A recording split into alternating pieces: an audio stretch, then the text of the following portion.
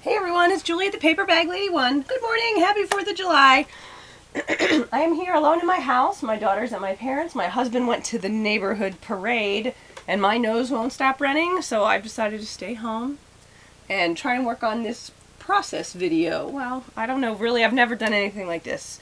I've had so many people ask me about how I put my albums together, and I have very many albums in process right now, so I thought I'd sort of walk you through where I am and what I'm doing right now.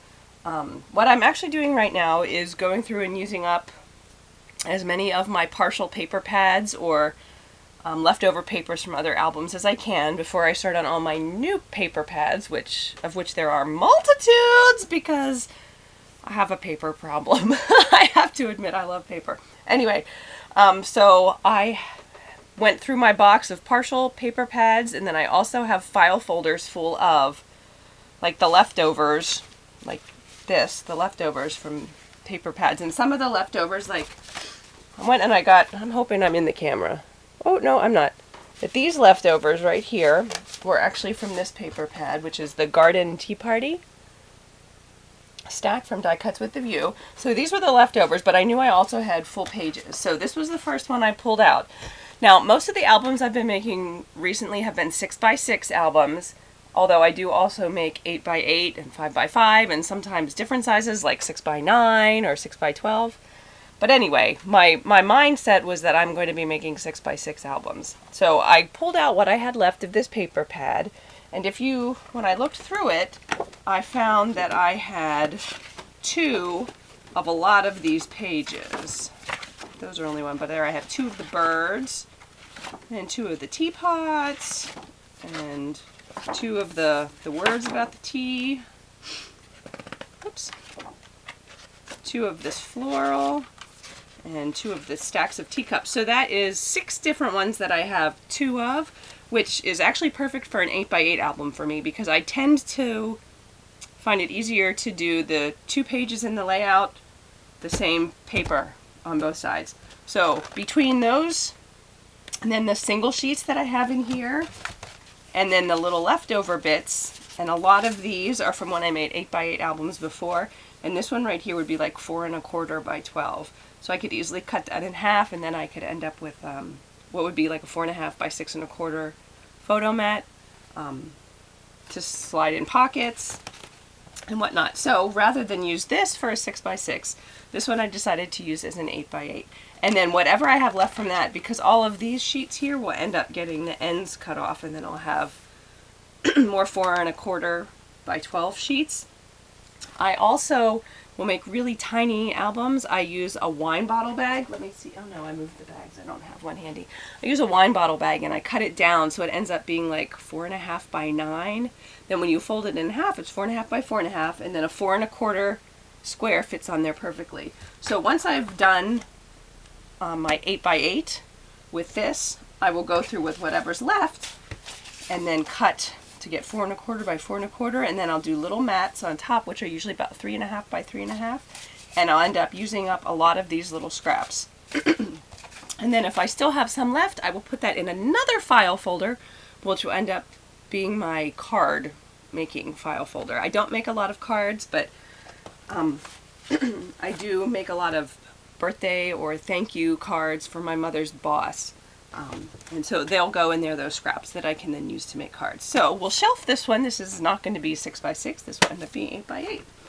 So the next thing I pulled out was this, and I don't remember where this is from, to be honest with you. I don't always, once I'm down to little bits, I don't necessarily keep the outside part. So I'm pretty bad at remembering where my paper comes from. But this one, I got all excited and I thought, okay, I can do a 6x6 with this. But then when I started looking through it, I realized that I did not have enough 6x6 or enough pages that would make, I would need 12 6x6 sheets, and I didn't have that. But what I did have, excuse me, was this size, which actually ends up being 5 1/4 by 12. So if I cut that down, I can end up making a 5x5 album with these. So that is what these papers will end up being.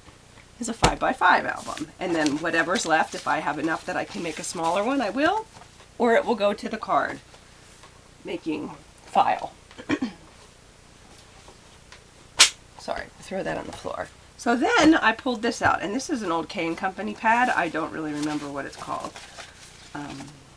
So I have lots of 4 1/4 or 4x12s on this one. Normally when I make a 6x6 album, I'll do a 5x5 mat. However, if this is all I have left, I'll cut this down to 4 inches, and I'll cut them by 4 and 4 3/4, and then I'll end up with a 4 1/4 by 5 inch mat, which then you can have this way or this way on the album. And I can show you some of those in some of the things I have cut. So I had these small pieces left, and then I had 3 12x12 sheets, and they're double-sided, which is perfect, because when you cut these into 6x6, I end up with 12 pieces, which gives me a cover, a back, and then 5 double spreads on the inside. So this album will end up being a 6x6, and then I will use these as the photo mats. And there are enough of these that I could actually do pockets on all the pages, and then I would have, say, whichever ones I decide to use on each page, I could have 2 photo mats tucked into each pocket. So that is what this will go to, and we'll probably end up using up most of this paper, and there probably wouldn't be enough left to do a smaller album, so then I would again take this to the card album. So this is a good way to use up the ends of your papers. If you're like me, you have so much paper that you really don't know what to do with it all, and I've got to use it. I can't keep buying paper if I don't use up the old stuff. So that's what I do. And the way I make albums, I can get a lot of albums out of one paper pad like this. Like this paper pad right here, I believe I had already made a full-size album out of,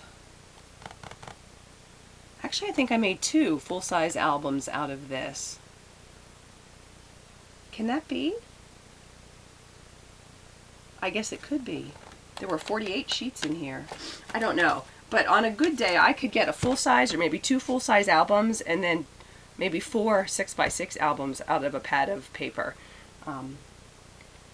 The thing with me is that I am not really very picky about my paper. I make so many albums of so many different styles, and frequently for people that choose things that I don't like. So I've gotten very used to playing with paper that is not my favorite thing. I do really like this paper. This paper, I really like the colors, the patterns. Excuse me. They're okay. And really, this paper I don't care for much at all. I do really like polka dots, but the paper itself doesn't do anything for me. However, I've learned how to, what we say, work with my product. So as a result, one of the reasons I have so much paper is that I hardly ever pay full price for any paper. I will buy my paper wherever I can find it. I buy it at Big Lots, I buy it at Tuesday Morning, I buy it sometimes at the thrift store, I've bought it at Gabriel Brothers, I buy it at Big Lots. Did I say that already? I think I did. And of course I buy them at the craft store, but if I find them at the craft store marked down to like $3 or $4 for a paper pad, a 12x12 paper pad, even if it's a couple years old or I don't like it, as long as I don't hate it, I will often buy it, because somewhere somebody is going to love it. And because most of what I make is for craft shows and for selling, I'm not just catering to people who like what I like. And that's why I have so many different, why I make them in so many different styles. So I know that not everybody out there does it that way. And most people, if you don't have a business, you tend to work with what you like, which is completely fine. But because I work for not just myself, I've learned to work with anything, and therefore I can get a lot for a little bit of money if I'm willing to sacrifice, you know, loving the paper. So, what I would do next, and I'm not going to cut it all right now, but I would basically cut this apart and lay it out so I'd have all my pages laid out, and then I would go through and I would kind of just hold them up, and I'd move these around back and forth until I found, you know, like I like the way that looks on top of that. I like the way this color looks on top of that. I would probably never do busy pattern on top of another busy pattern, at least a big one. This one is not as bad because it's smaller. But anyway, so I would go through and I would do that. I'm going to turn this off for now, and then I'm going to kind of rearrange things a little bit and show you the next step after I've done that, and we'll go from there.